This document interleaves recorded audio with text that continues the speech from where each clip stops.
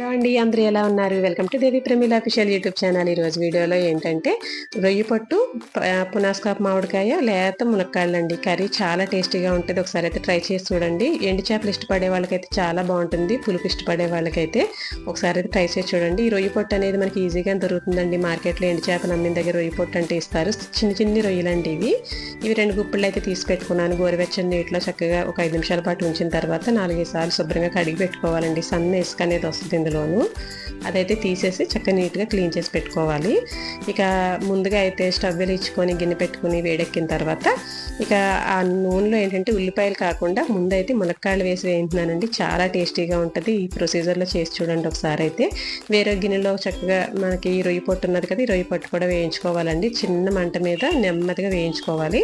ఇక ఇగోండి ఈ గోల్డెన్ బ్రౌన్ కలర్ వచ్చేసరికి మనకి ములక్కాడ సరిపోతుంది. ఇంక తీసేసేయచ్చు. ఇక ఇందులోనే కాసేపు మనకి వేగుతుంది కాబట్టి ములక్కాడ కూడా కొంచెం ఉడికిపోతుందండి. చాలా టేస్టీగా ఉంటుంది. ట్రై చేసి చూడండి ఇలా.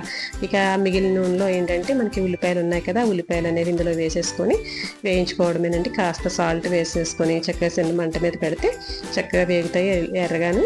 ఇక ఇంకొక పక్కన ఏంటంటే మనకి ఈ కలర్లో ఇదిగోండి ఈ కొంచెం బ్రౌన్ కలర్ వచ్చింది కదా, ఇలా వేగితే సరిపోతుంది. ఇది తీసేసి పక్కన పెట్టేసుకుంటే కనుక ఇక నెక్స్ట్ ఏంటంటే మనకి ఈ రొయ్యి పొట్టులో ఏంటంటే చాలా రకాలు చేయొచ్చండి. రొయ్యి పొట్టుతో కారపొడి కూడా చేస్తారు. ఈసారి చూపిస్తానండి. ఇది చాలా టేస్టీగా ఉంటుంది. ఇక ఇది పక్కన పెట్టేసుకుందామండి. స్టవ్ ఆఫ్ చేసుకొని ఈలోగా ఉల్లిపాయలు కూడా చక్కగా వేగినాయి కదా. ఇక ఇందులో వచ్చేసరికి పచ్చిమిరపకాయ ముక్కలు, కరివేపాకు కాస్త వేసుకొని ఇవి కూడా ఫ్రై అయిన తర్వాత అల్లం వెల్లిపాయ పేస్ట్ ఒక 1/2 స్పూన్ వేద్దామండి. ఎందుకంటే ఎలాగో మనం రొయ్యి పొట్టు వేస్తున్నాం కాబట్టి ఆ నీసి స్మెల్ అనేది డామినేట్ చేయడానికి కాస్త అల్లం వెల్లిపాయ పేస్ట్ వేసుకుంటే బాగుంటుంది. ఇక మామిడికాయ ముక్కలు కూడా వేసుకొని కాసేపు ఫ్రై చేసిన తర్వాత దీన్ని మగ్గబెట్టాల్సిన పని లేదండి. మామిడికాయ ఉత్తినే ఉడికిపోతుంది కదా మనకి.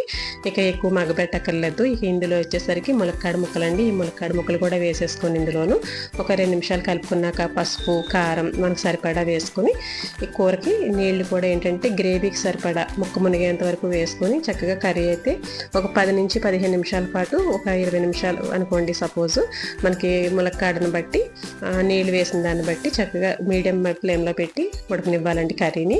ఇక ఈలోగా ఏంటంటే ధనియాలు, జీలకర్ర, మెంతులు అండి. ఎందుకంటే పులుపు వేస్తున్నాం కాబట్టి మనకి మామిడికాయ మెంతులు కాస్త వేస్తే చాలా బాగుంటుందండి. ఇక ఆ పొడి అయితే ఈలోగా రెడీ చేసి పెట్టుకోవాలి. చక్కగా అది సపరేట్గా ఒక బాక్స్లో పెట్టుకుంటే కనుక ఎప్పుడైనా ఇలాంటి పులుపు కూరలు యాడ్ చేసుకున్నప్పుడు మనం ఆ పొడి అనేది చక్కగా వేసుకోవచ్చు. చూడండి కర్రీ అయితే ఇలా చక్కగా దగ్గరికి అయింది కదా. ఇలా అయిన తర్వాత మనం ఏదైతే పొడి రెడీ చేసి పెట్టుకున్నామో ఈ పొడి అనేది వేసేసుకుంటే చక్కగా కర్రీ అయితే ముందు తీసి పక్కన పెట్టేసుకున్నానండి. ఇది వెజ్ కర్రీ. ఈ వెజ్ కర్రీలోనే ఇప్పుడు మనం ఏంటంటే ముందు వేపించి పక్కన పెట్టుకున్నాం కదా, ఈ రొయ్యి పొట్టు కూడా అందులో వేసేసుకొని ఒక 5 నిమిషాల పాటు మగ్గనిస్తే మూత పెట్టేసి మనకి ఆ పులుపుదనం అనేది ఆ రొయ్యి పొట్టులోకి ఇంకి ఆ గ్రేవీ కూడా చాలా టేస్టీగా ఉంటుంది. ములక్కాడ కూడా చాలా లేతగా తింటుంటే చాలా కమ్మదనంగా ఉంటుందండి. ముందుగా వేపించి పక్కన పెట్టుకున్నాం కదా ఆయిల్లో. అందుకు కర్రీ అయితే రెడీ అయిపోయిందండి. ఇంక ఇంతే సింపుల్గా ఉంది కదా. వెజ్ కావాలనుకున్న వాళ్ళకి వెజ్గా, నాన్ వెజ్ కావాలనుకున్న వాళ్ళకి నాన్ వెజ్గా 2 కర్రీస్ ఒకటేసారి అయిపోతుంది కదా. వీడియో నచ్చితే లైక్ చేయండి, షేర్ చేయండి, ఛానల్ని అయితే సబ్స్క్రైబ్ చేసుకోండి. మరి మంచి మంచి వీడియోస్ మీ దగ్గరికి నేను తీసుకురావాలంటే నాకు కామెంట్ సెక్షన్లో మీరు ఏమైనా చెప్తే కనుక నేను ఇంకా మంచి వీడియోస్ చేస్తానండి. ఇక సపోర్ట్ చేయండి ప్లీజ్. ఇక థ్యాంక్ యూ ఫర్ వాచింగ్ అండి. ఇప్పటి వరకు నా వీడియోస్ని చూసి ఎంకరేజ్ చేస్తున్నందుకు. ఇక ఉంటానండి. మరి మంచి వీడియోతో మళ్ళీ